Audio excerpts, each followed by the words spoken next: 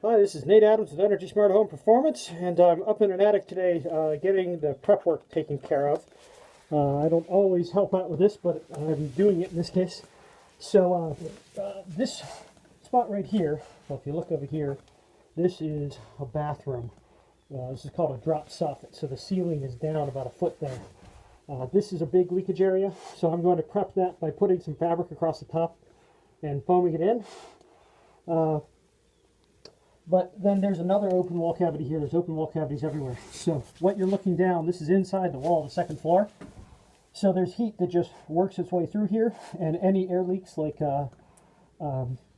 outlets and light switches and so forth leak air up into here. So I'm getting this ready by stuffing it with some fiberglass, which you see through here. And then I'm going to foam the top of that. And then also note where you have a round object through a square hole, you want to get those sealed up.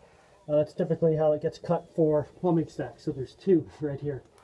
And then the last thing that I've been working on is over on the gable end. This is a very old house. This was originally built in 1842.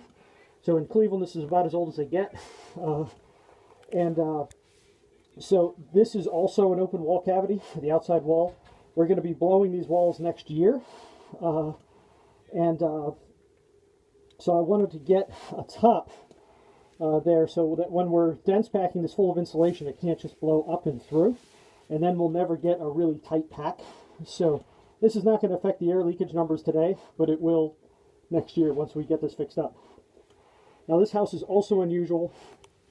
Take a look where you can see daylight coming in from outside in the siding. This is kind of crazy. So this can be where insects and bugs and so forth can make their way in. In fact, over here, there's a place big enough you can see where somebody's caulked it. So I'm just going to nip that with some foam while I'm at it.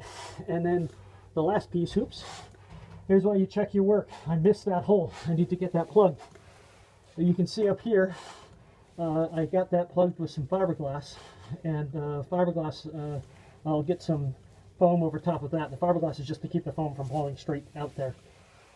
But over here, you can see up in there, this goes into the eave.